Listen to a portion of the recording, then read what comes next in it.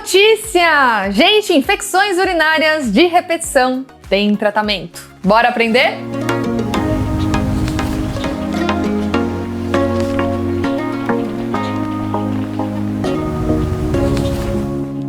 Sejam todos bem-vindos ao canal You Care! Eu sou Lilian Fiorelli, sou uroginecologista, especialista em sexualidade feminina e vim trazer essa boa notícia para vocês. Sim, infecção urinária que acontece de forma repetida, chato pra caramba, tem tratamento sim!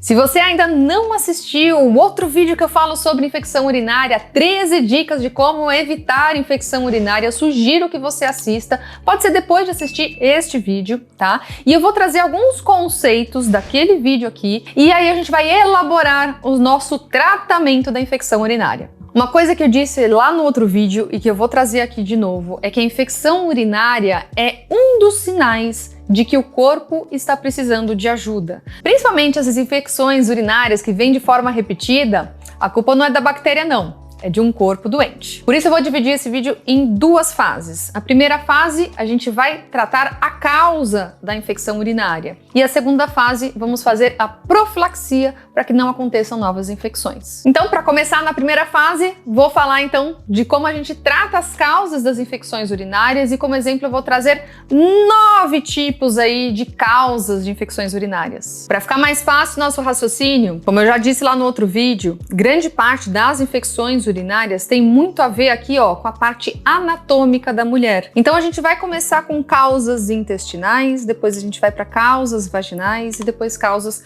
propriamente urinárias, porque todas elas podem causar infecção urinária. Primeira causa, alteração intestinal. Como a gente viu no outro vídeo, quando a gente tem as fezes paradas, né, então a obstipação faz com que você tenha muita proliferação de bactérias ali no cocô e faz com que você aumente a chance de ter infecções urinárias. E a diarreia, você tem o aumento do trânsito dessas fezes trazendo mais bactérias para a região genital. O controle intestinal, ele depende de muitos fatores e que se a gente fizer tudo direitinho, ele fica feliz. Uma das coisas é a alimentação. Então, uma boa dieta com bastante fibras, com bastante água, evitar alimentos muito gordurosos e difícil de digestão e até alguns carboidratos que podem dificultar a digestão. É importante você saber também se você tem alguma intolerância intestinal, intolerância à lactose, glúten, que eventualmente estão contribuindo para esse intestino que está funcionando de maneira errada. Na dúvida, procure nutricionista. O intestino também é muito dependente das atividades físicas. A mulher que fica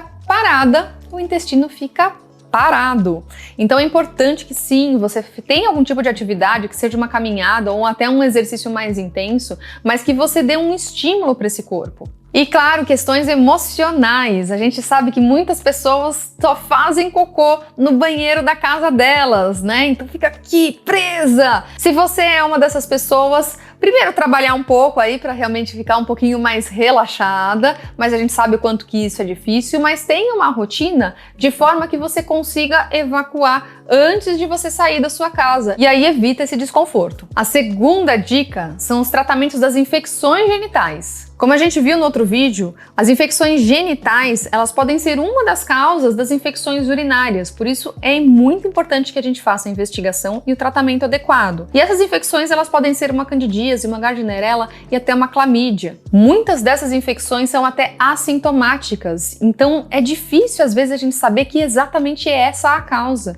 Por isso é importante você conversar direitinho com o seu médico, até para ele atentar a essas possibilidades, porque existem alguns exames que são feitos para a pesquisa exclusivamente dessas bactérias. Geralmente a gente faz uma pesquisa não só da candidíase e da gardnerella, mas incluímos também algumas bactérias de nome esquisito, mas que eu vou falar aqui. Clamídia, gonococo, ureaplasma, micoplasma e até tricomonas. A terceira dica é o tratamento das inflamações genitais. A gente viu no outro vídeo que algumas inflamações genitais também podem causar a infecção urinária e uma delas é a endometriose. A endometriose são células que são muito semelhantes às células do endométrio, que é essa camada interna do útero, mas elas estão aqui, ó, na parte de fora. E sempre que a mulher passa por um ciclo menstrual, existe um estímulo hormonal igualzinho dessas células de dentro do útero. Só que ao invés de você ter a sua menstruação aqui que sai para fora pela vagina,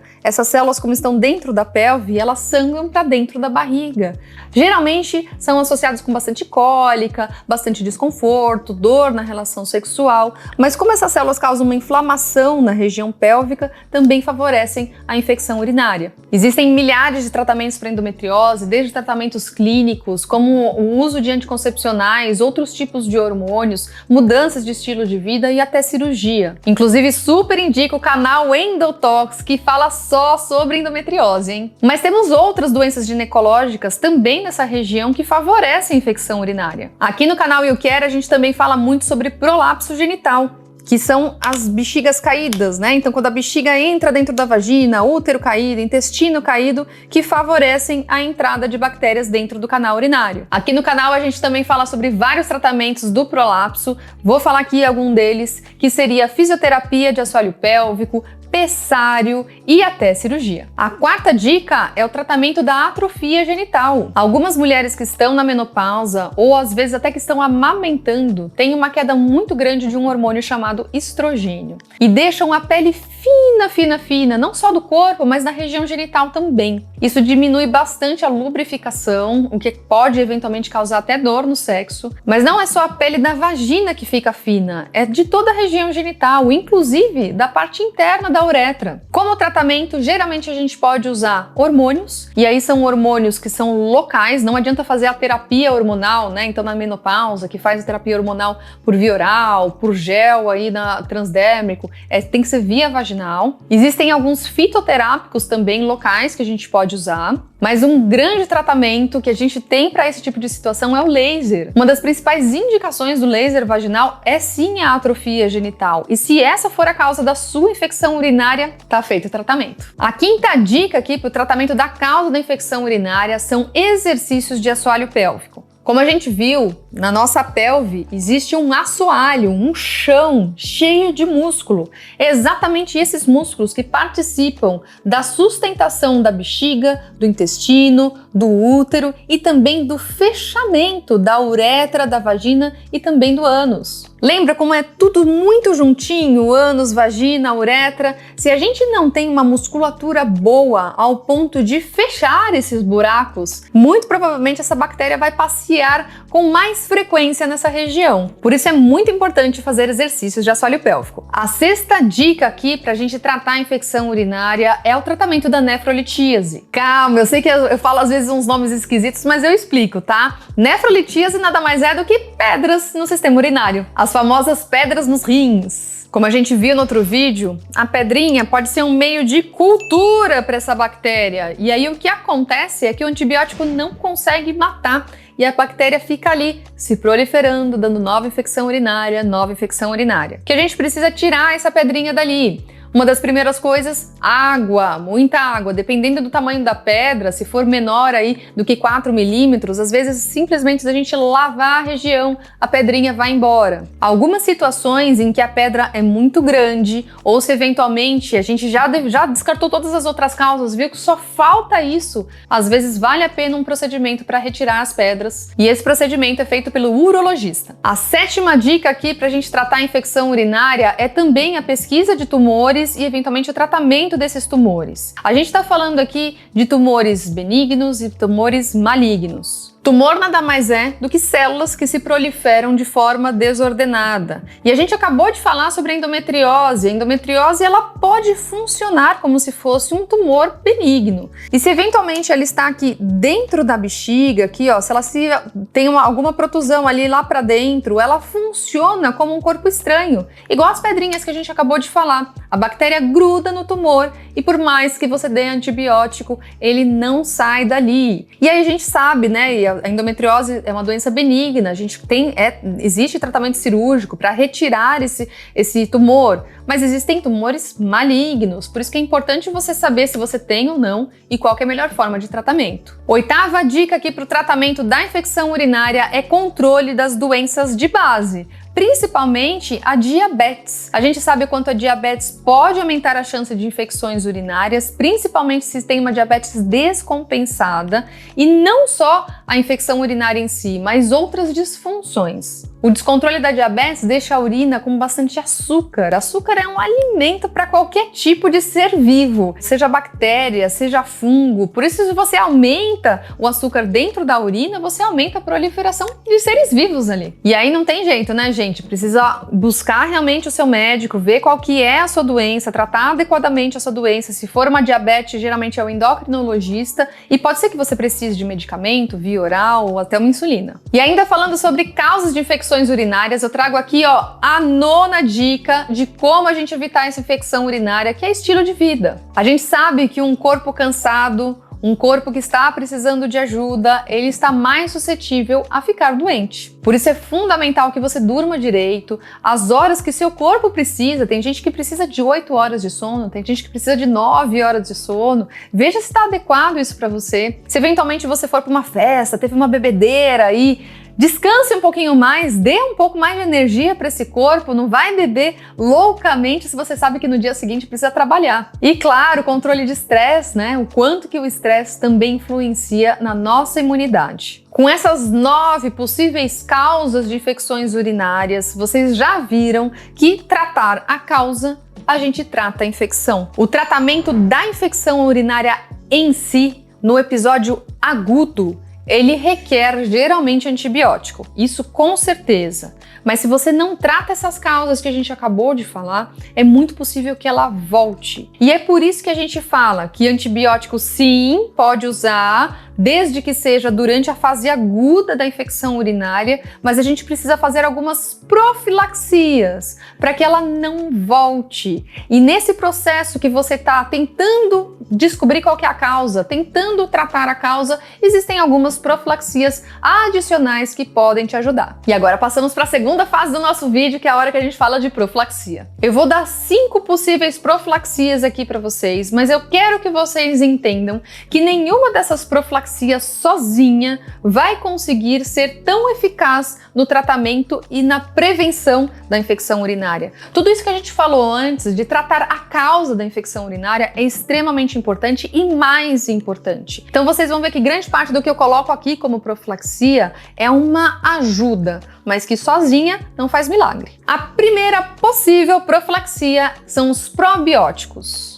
Não existem estudos que comprovem que o probiótico sozinho ele é uma profilaxia de infecção urinária, mas a gente sabe, como a gente viu aí nas causas, que uma das causas é o bom funcionamento intestinal e que eventualmente você precisa do probiótico para que você tenha esse bom funcionamento intestinal, para que você tenha uma flora intestinal bastante adequada ou às vezes até uma flora vaginal adequada. Por isso, para a mulher que toma antibiótico por muitas vezes e que mata todas as suas bactérias boas, é importante que a gente reponha essas bactérias boas. O probiótico é uma alternativa. A segunda possível profilaxia é o cranberry e a demanose. Os estudos também não comprovam que o cranberry e nem a demanose seja eficaz no tratamento e muito menos evitar novas infecções sozinho. Então, de novo, ele é bom, mas vamos fazer junto com outras terapias. Podemos dizer que o cranberry e a demanose têm mais ou menos um aspecto semelhante e que meio que engana a bactéria. Só a título de ilustração,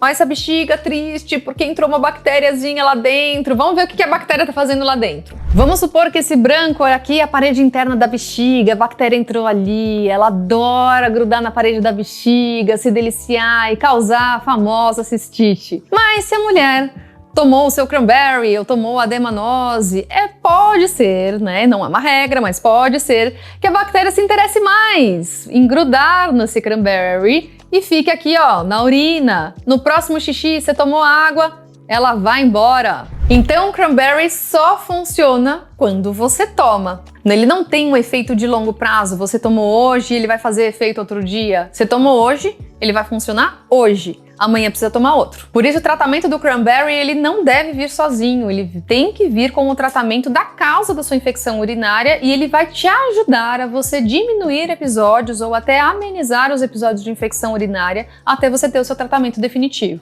Uma terceira possível profilaxia são os imunomoduladores. Eu não sei se vocês sabem, mas as bactérias, Escherichia coli, principalmente, que é a principal bactéria que causa infecção urinária, ela vem envolta de uma cápsula. Então existe uma cápsula da bactéria e a bactéria lá dentro. Os imunomoduladores funcionam quase que como uma vacina. O que eles fazem? Eles pegam a cápsula da bactéria, retiram a bactéria de lá de dentro e fazem um comprimido com várias cápsulas vazias. O que acontece quando você toma o comprimido? Nosso corpo acha que está com infecção, porque aquela cápsula é a cápsula da bactéria e você começa a melhorar a sua imunidade contra aquela bactéria. Chega num ponto que a sua imunidade está tão alta que ela pode até evitar novas infecções. A bactéria entrou de verdade dentro da sua bexiga, você já está com a sua imunidade alta e já logo consegue matar aquela bactéria. O nome disso é imunomodulador e não vacina, porque a gente não consegue excluir a Escherichia coli do nosso corpo. A Escherichia coli faz parte da flora intestinal e ela é boa para o nosso intestino. O que o medicamento faz nada mais é do que modular. Você é boa para o intestino, mas você vai ficar só no intestino. Não vai interferir em outro lugar. Uma quarta possível profilaxia, não existem estudos que comprovem isso, então por isso que eu reforço isso aqui para vocês, para que vocês não usem, a doutora Lilian falou, vou usar, pronto, acabou, meu problema resolveu. Não! Então assim, entendam que tudo que eu tô trazendo aqui são possíveis profilaxias que precisam ser associadas com o tratamento principal. E esse quarto, ele é bem controverso, que é o uso de antihistamínico. A gente sabe que alguns tipos de cistites, então it quer dizer inflamação, não infecção. Mas a inflamação traz um sintoma muito parecido com a infecção. E a inflamação da região da bexiga, da região genital, ela aumenta a chance de infecções. Então, em alguns casos, é possível, se você suspeita de uma cistite não bacteriana, você pode lançar mão de antihistamínicos, que é a mesma coisa que você usa para sua rinite, né? As outras ites, sinusite, a cistite, a gente também pode usar esses antihistamínicos, mas são casos extremamente selecionados. E a quinta profilaxia, não menos importante, mas eu diria que assim é em ultíssimo caso, antibiótico. Como eu disse no outro vídeo para vocês, o antibiótico ele deve ser evitado. Ele funciona assim como o tratamento da infecção urinária aguda, mas a longo prazo ele causa muitos desconfortos, tipo mata a bactéria, que é bactéria boa, diminui a camada de proteção da bexiga, então o uso crônico do antibiótico ele não é recomendado. Mas tem caso que não tem jeito, que a gente já tentou de tudo e eu preciso tirar aquela bactéria dali. E aí a gente usa assim, de forma crônica o antibiótico, mas no período mais curto possível. Usamos geralmente antibióticos de dose bem baixa, mais baixa do que a gente usa em tratamentos, pode ser todos os dias, no mesmo horário, ou eventualmente alguns antibióticos que a gente pode usar a cada 10 dias, mas de forma contínua. E assim que possível, se for possível, parar com o antibiótico. E você, já testou alguns desses métodos que eu trouxe aqui para vocês? Já descobriu qual que é a causa da sua infecção urinária? Coloca aqui embaixo. E se você não descobriu ainda, procure um uroginecologista. Ele que é o especialista no tratamento das infecções urinárias de repetição. E já manda esse vídeo para aquela pessoa que você sabe que sofre com infecção urinária, que não sabe mais o que fazer. Tem muita coisa para fazer. Afinal, you care, we care. Beijos e até a próxima!